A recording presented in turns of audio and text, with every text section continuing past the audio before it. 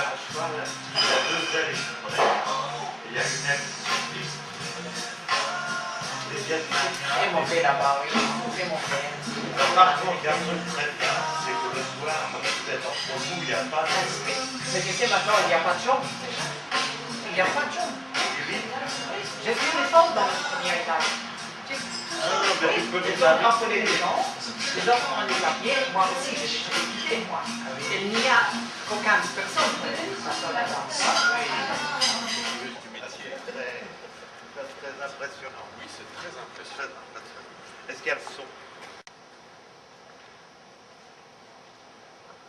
Salem, bonjour.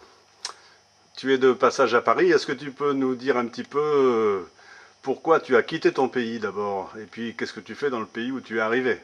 Mais alors, commençons par le commencement. D'abord, est-ce que tu peux nous dire pourquoi tu as quitté ton pays? Et c'est quel pays? C'est la Palestine. Ah, voilà. J'ai quitté mon pays il y a presque 5 ans.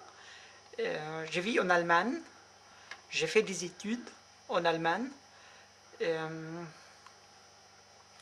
J'ai fait l'économie et la finance. J'ai quitté mon pays à cause de la guerre, la situation politique, l'instabilité et tout cela.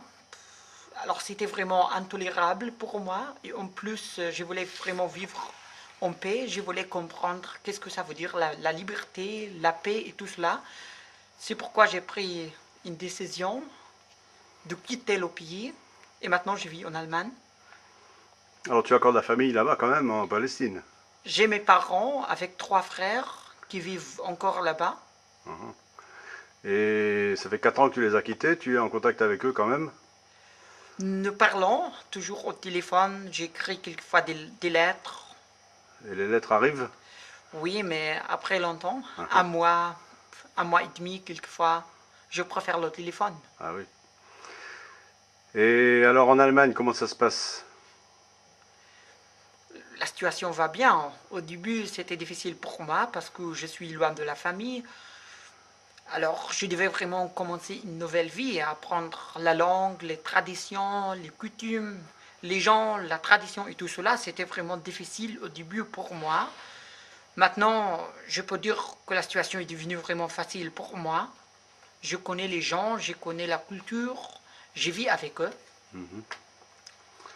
Et tu rencontres d'autres Palestiniens là-bas en Allemagne, non?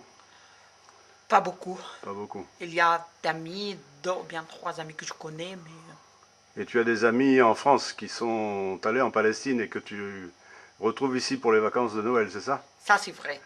Je suis ici pour les visiter.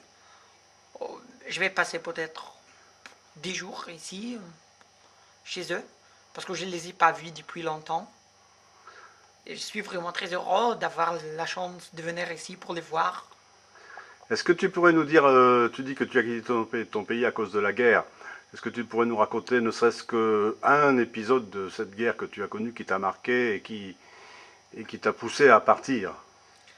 Alors, comme j'ai déjà dit, j'ai quitté la Palestine en 2004. Alors, dans les derniers mois de l'année 2003, la situation est devenue vraiment très intolérable. On a vu toujours qu'il n'y a pas de paix, que la situation devient toujours difficile et plus difficile, insupportable. Oui, et c'est pourquoi j'ai pensé que je ne peux pas vraiment rester là-bas.